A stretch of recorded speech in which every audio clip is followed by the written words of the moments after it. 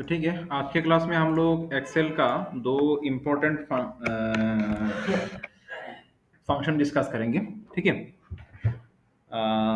मैंने यहाँ पे ऑलरेडी एक दो टेबल मैंने पहले से ही लेके रखा है, मतलब दो डेटा प्रैक्टिस के लिए। ठीक है। एक मेरा ये वाला है और सेकंड ये वाला है। तो पहले हम लोग यहाँ पे आते हैं और इसमें आके हम लोग जो पहला फंक्शन डिस्कस करेंगे।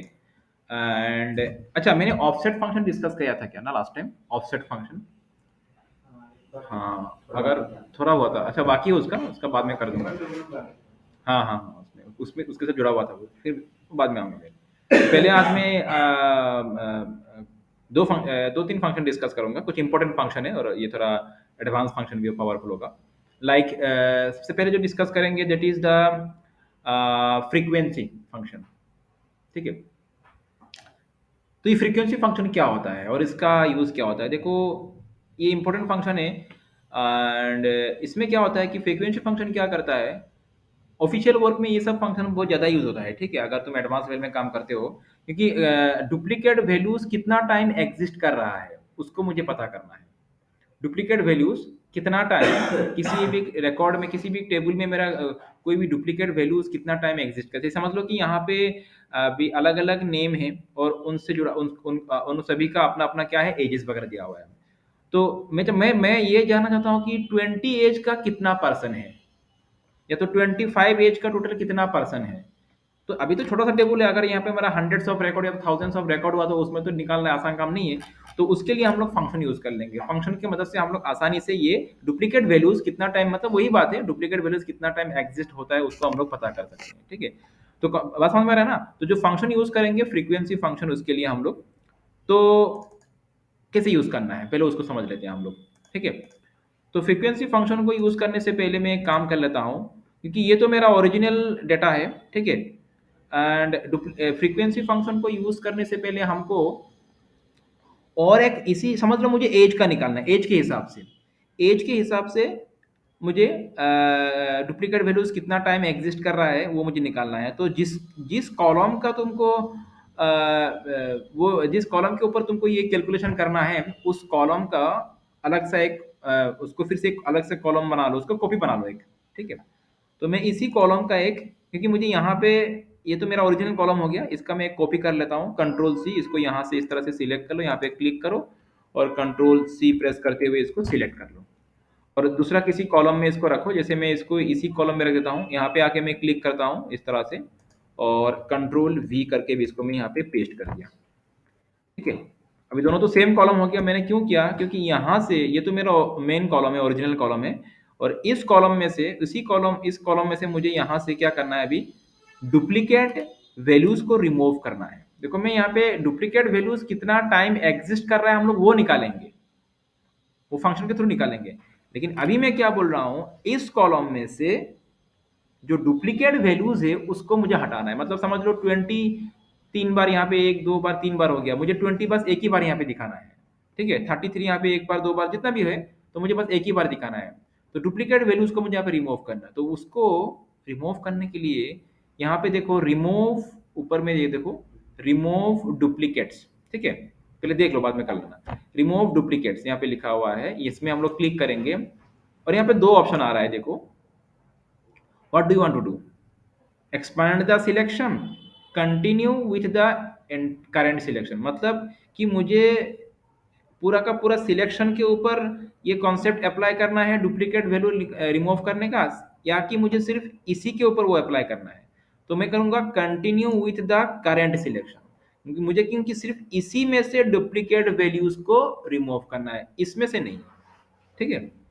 अगर एक्सपांड करेंगे तो बाकी भी ऐड करना पड़ेगा मुझे, तो मुझे बस इसी से ही डुप्लीकेट वैल्यूज को रिमूव करना है। तो मैं ये continue with the current selection को सिलेक्ट करते हुए रिमूव डुप्लीकेट कर दूंगा। और यहाँ पे फिर वो पूछेगा मुझे वो कौन सा कॉलम है जिससे तुमको डुप्लीकेट वैल्यूज रिमूव करना है।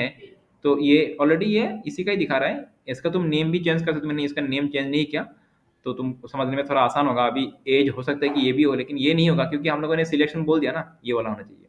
तो यहाँ से वो क्या करेगा, इस एज कॉलम से डुप्लीकेट वैल्यूज को रिमूव करेगा। ओके करते हैं हम, और 10 duplicate values found and removed. ठीक है। डन। तो जो भी हो उसने अभी यहाँ पे वही सब वैल्यूज अभी सिंगल टाइम एग्जिस्ट कर रहा है। मतलब यहाँ पे डुप्लीकेट वैल्यूज को रिमूव कर दिया यहाँ पे, सिंपल सा बात है। लेकिन अभी हमारा मेन काम हुआ ही नहीं। हम लोग को क्या करना है, हम लोग को यहाँ पे 20 एज का या तो सेम एज का कितना पर्सन है, कितना टाइम है, वो मुझे निकालना है। तो उसके लिए हम लोग अभी क्या यूज करेंगे, फ्रीक्वेंसी फंक्शन। तो आ, मैं यहाँ पे कोई भी हेडिंग दे दो, ठीक है, इसमें तुम कोई भी हेडिंग डाल दो। जैसे मैंने दे दिया एज, ओके, या तो कुछ भी लिख दो यहाँ पे। मैं यहाँ पे लिखता हूँ पर्सन, ठीक है, पर्सन काउंट, ठीक है, पर्सन काउंट, ठीक है। ये तो बस एक समझने के लिए। अच्छा, अच्छा, अभी करना क्या है मुझे, यहाँ पे पर्सन काउंट करेगा, ठीक है। इसको थोड़ा मैं ऊपर लिखता हूँ, इसको थोड़ा मैं यहाँ से ये मैं यहाँ से इसको कट करते हुए यहाँ पे इसको कर देता हूँ, ठीक है, यहीं पे मैं इसको कर देता हूँ। चलो, अभी मैं यहाँ पे लगाऊंगा फॉर्मूला। कहाँ पे लगाऊंगा, यहाँ पे, ठीक है, इक्वल। उसके बाद फॉर्मूला का नाम क्या है, फ्रीक्वेंसी। इक्वल, उसके बाद फॉर्मूला का नाम क्या हो गया, फ्रीक्वेंसी। अभी हमको यहाँ पे देखो, उसका नीचे वो फ्रीक्वेंसी फॉर्मूला के साथ मुझे क्या वैल्यूज पास करना होगा, उसका उसमें क्या मुझे उसका पैरामीटर लिस्ट यहाँ पे दिखा रहा है। एक हो गया डेटा एरे और दूसरा हो गया बीन्स एरे। तो मुझे यहाँ पे data array and beans array का वैल्यू पास करना होगा, आर्गुमेंट पास करना होगा, ठीक है। तो कि डेटा एरे क्या होगा और बीन्स एरे का, पहले इसको समझ लेते हैं। डेटा एरे मतलब ओरिजिनल जो तुम्हारा कॉलम है, ओरिजिनल जो डाटा है जहां पे डुप्लीकेट वैल्यू एग्जिस्ट कर रहा है, कौन सा है, ये वाला है ना, यहाँ पे डुप्लीकेट वैल्यू एग्जिस्ट कर रहा है। तो वो ओरिजिनल कॉलम को तुमको यहाँ पे पूरा रेंज सिलेक्ट करना है, ठीक है।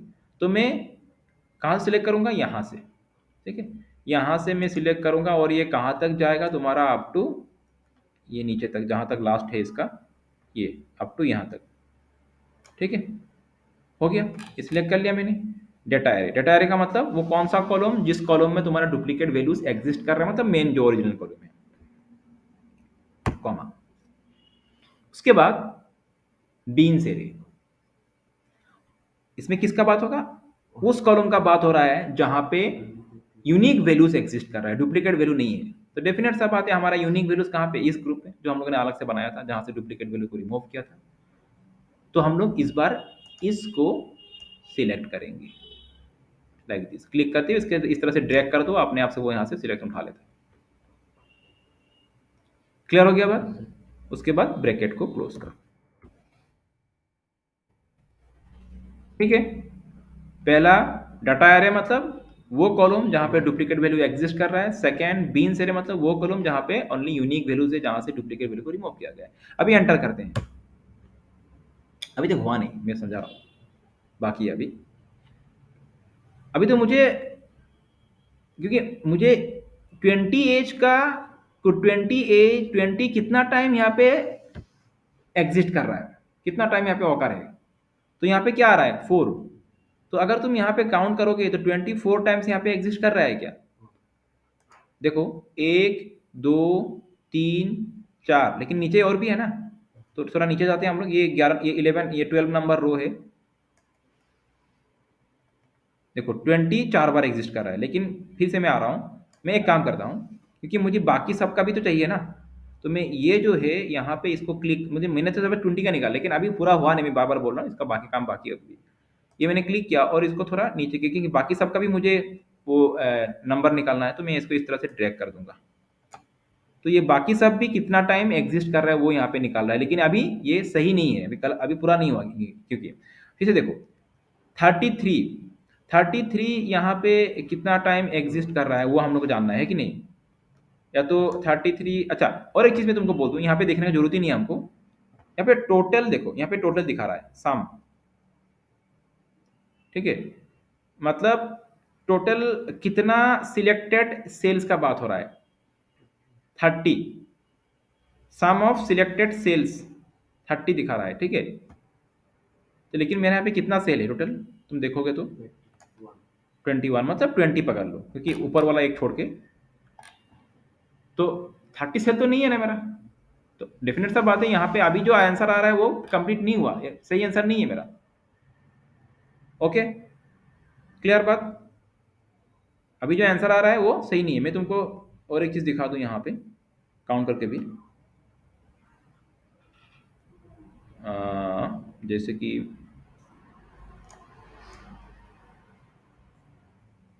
जैसे ये देखो, इसे एग्जांपल के हिसाब से 23, अगर 23 यहाँ पे 5 टाइम्स ऑकर हो रहा है कि नहीं, हम लोग चलो चेक करते हैं इसको। किसी किसी में मिल जा रहा है लेकिन सब में सही नहीं है। जैसे 23 5 टाइम्स ऑकर है कि नहीं, देखो 23 यहाँ पे देखो,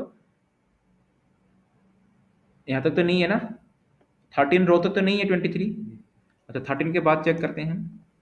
13 के बाद 13 रो तक नहीं था, ये एक बार, ये दो बार, तो कितना है 23 कितना टाइम ऑकर कर रहा है, 2 टाइम्स ही। लेकिन यहाँ पे क्या आ रहा है 5, तो मैं वही बोल रहा हूँ अभी तक ये पूरा हुआ नहीं, काम बाकी है इसका।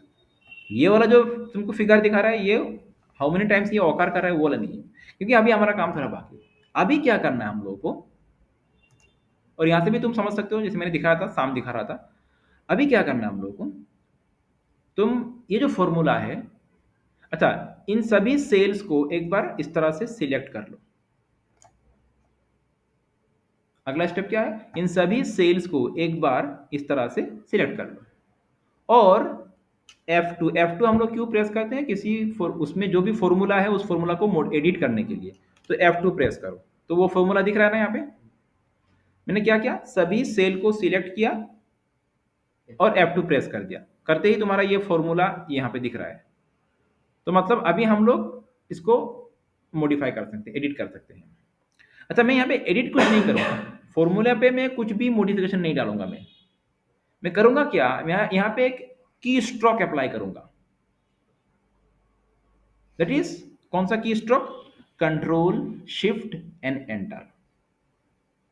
फॉर्मूला मेरा वही रहेगा, फॉर्मूला में मैं कुछ मॉडिफिकेशन नहीं कर रहा हूँ मैं, बस मैं यहाँ पे ये न्यू की स्ट्रोक अप्लाई करूँगा, कंट्रोल शिफ्ट एंटर। देखो मैं करता हूँ, पहले देख लेना। यहाँ पे ऐसे ही है, control shift and enter press करता हूँ, तब वैल्यू चेंज हुआ कि नहीं देखो। इस बार तुम हिसाब करो, 23 टू टाइम्स एग्जिट हो रहा है कि नहीं। देखो यहाँ पे, यहाँ तक 23 है क्या, नहीं है। 13 तक तो 23 नहीं है, नीचे आके देखो 23 टू टाइम्स एग्जिस्ट कर रहा है। अच्छा ये 22 वन टाइम दिखा रहा है, तो देखते हैं यहाँ पे 22, ये एक बार 22 है, और यहाँ तक 29, देखो है कि नहीं, एक बार ही है, सही है, क्लियर। ये 29 कितना बार है, कितना टाइम से, यहाँ पे एक बार 29, यहाँ पे 1 दिखा रहा है ना, तो ये वहाँ पे देखो 1 एक बार एग्जिस्ट कर रहा है, और नीचे है क्या 29, नहीं है। तो मतलब ये सही है, अभी अभी ये सही है, और ये और भी प्रूफ हो जाएगा, तुम हिसाब कर लो इसे मैन्युअली। तो अभी ये तो हमारा आंसर निकल चुका है, क्या, कि कोई भी पर्टिकुलर एज का पर्सन कितना, उस एज का कितना पर्सन एग्जिस्ट कर रहा है, मतलब 420 एज का 4% एग्जिस्ट कर रहा है, इस एज का इतना पर्सन। अच्छा मैं एक काम करता हूँ, यहाँ पे समझ लो, इसका इसको 20 को हटा के 33 कर दूंगा, होगा क्या, 20 एज का 1% घट जाएगा ना, 3 होगा, और 33 एज का 1% बढ़ जाएगा, तो ये भी 3 हो जाएगा।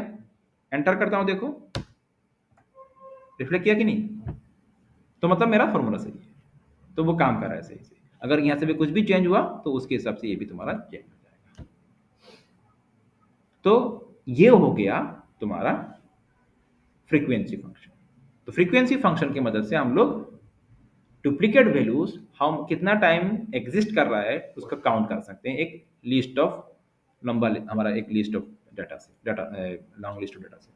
Done, this is the first function. Now clear, go to the second function. चलो, तो उसके लिए मैंने और एक यहाँ पे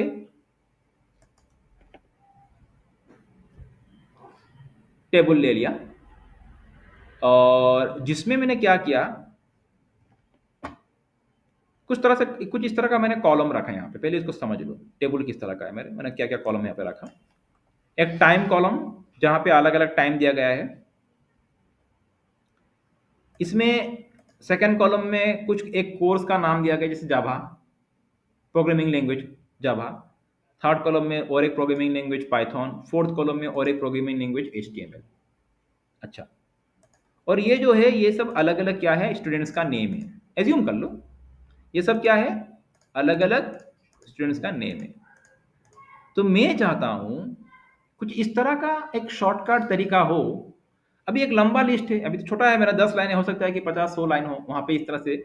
और उसमें से तुमको समझ लो कि HTML जो क्लास है, मतलब समझ लो कि 5 PM में पाइथन क्लास किसका है, कौन सा स्टूडेंट का है, कौन स्टूडेंट 5 PM में पाइथन क्लास करेगा। मैं एक ही क्लिक में मुझे मुझे निकालना है। क्लियर? 5 PM में पाइथन क्लास किसका है, अनामिका का, एम में। तो ऐसे तो मैं देख के निकाल रहा हूं, लेकिन मैं चाहता हूं कि इस तरह से यहाँ पे मैन्युअली नहीं, मुझे शॉर्टकट तरीके से इसको फॉर्मूला के थ्रू निकालना है। डन। मैं अगर तुमको पूछूं कि 8 PM में जावा क्लास किसका है, तो तुम देखोगे, ढूंढोगे, यहाँ पे समय लगेगा। यहाँ पे ये तो छोटा लिस्ट है, अगर बड़ा लिस्ट हो तो और भी लंबा, ये तो एक तरह से इम्पॉसिबल हो जाएगा। चलो, तो मैं यहाँ पे काम करता हूँ। तो मैं यहाँ पे फिर से इसी हेडिंग को मैं यहाँ पे लिख लेता हूँ कि मैं टाइम एंड कोर्स चेंज करते हुए, मैं time and course name change करूंगा, उसके हिसाब से मुझे स्टूडेंट का नेम पता कर, नेम यहाँ पे आ जाना चाहिए। डन। तो मैंने यहाँ पे टाइम ले लिया, यहाँ पे और एक मैंने, इसमें मैंने ले लिया सपोज स्टूडेंट का नेम, स्टूडेंट कौन सा होगा, स्टूडेंट, ठीक है। और एक मैं लूंगा यहाँ पे कोर्स, कौन सा लैंग्वेज, मतलब लैंग्वेज, कौन सा लैंग्वेज का क्लास होगा। स्पेलिंग गलत था, कोई बात नहीं, ठीक है। ये तो कोर्स लिखता हूँ मैं यहाँ पे, ठीक है। मैं क्या पे लिखता हूँ यहाँ पे, कोर्स, कौन सा कोर्स।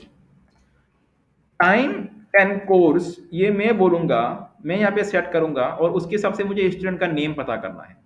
उस टाइम, उस कोर्स, उस टाइम में वो कोर्स कौन करेगा, कौन सा स्टूडेंट करेगा। तो यहाँ पे क्या करोगे, तुम टाइम टाइप करो, कोर्स टाइप करो। जैसे एग्जांपल के हिसाब से मैंने टाइम टाइप कर दिया 2 AM, मैंने टाइम क्या दिया, मैं यहाँ से कॉपी कर लेता हूँ। एग्जाम्पल के हिसाब से मैंने यहाँ पे टाइम दे दिया 2 AM। ओके। कोर्स मैंने यहाँ से ले लिया जावा। अच्छा, देखो क्या बात, टाइम एंड कोर्स यहाँ पे दिया जाएगा, और उसके हिसाब से उस टाइम में वो कोर्स कौन करेगा यहाँ पे आना चाहिए।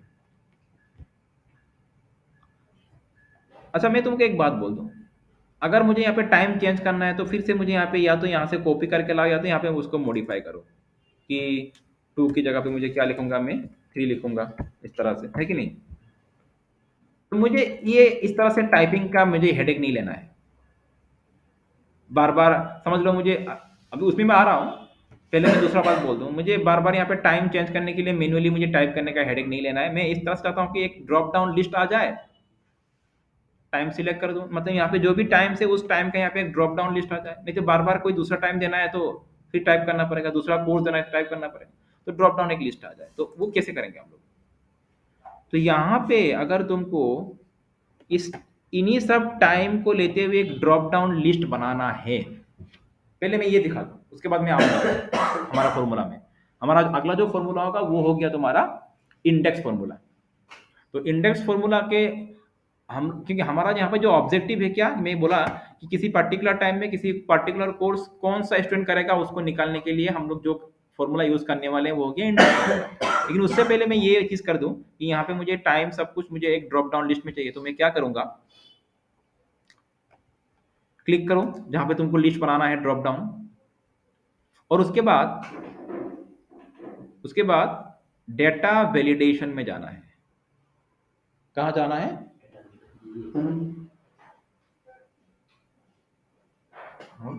और डेटा वैलिडेशन में जाना है। क्लिक करो यहाँ पे, पहले वो सेल सिलेक्ट कर लेना। यहाँ पे वैलिडेशन क्राइटेरिया में अलाउ जो सेक्शन है, यहाँ पे एनी वैल्यू के जगह पे मुझे क्या सिलेक्ट करना है, लिस्ट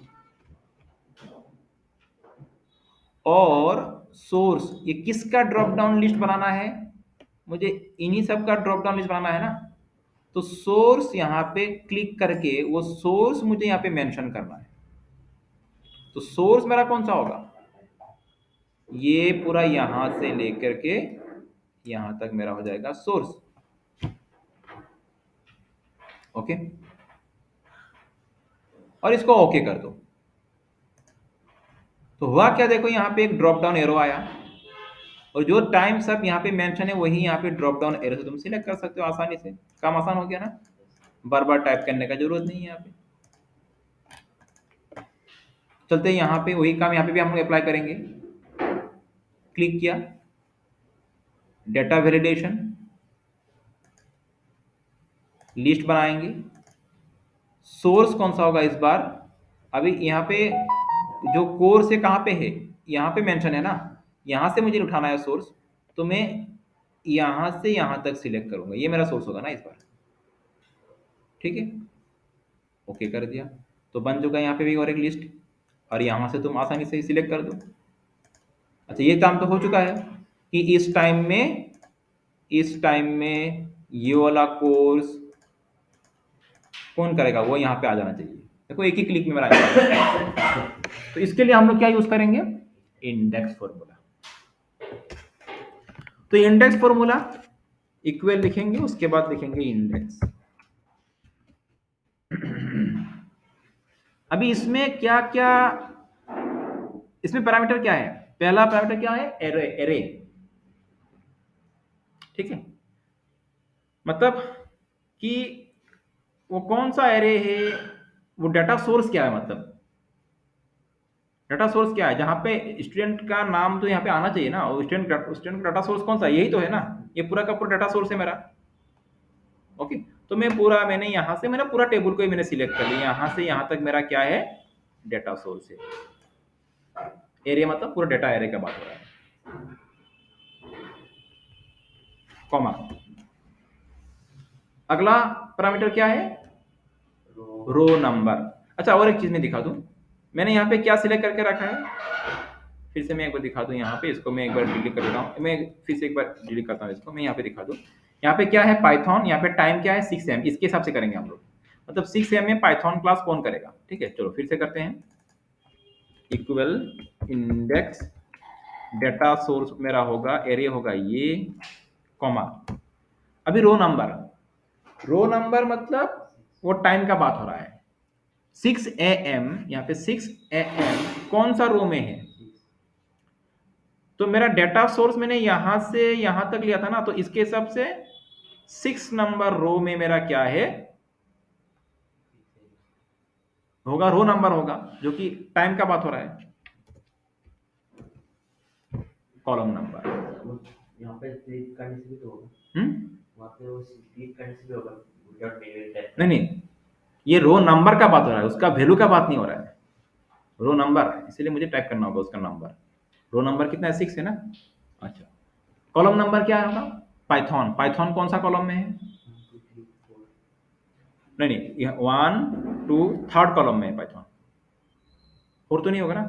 1 2 3 थर्ड कॉलम में। तो पाइथन का कॉलम नंबर कितना है?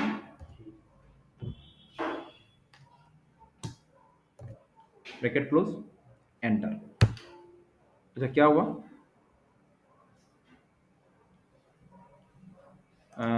फिर से एक बार ट्राई करता हूँ, कहीं पे कुछ गलती हो गया। इंडेक्स ये A1 तो अच्छा, कहाँ पे गलती हो गया हमारा, फिर से करते हैं एक बार इसको। हमने यहाँ पे क्या लेके रखा है, पहले वो देख लेता हूँ। पाइथन और ये टाइम। ठीक है, चलो इंडेक्स एरे।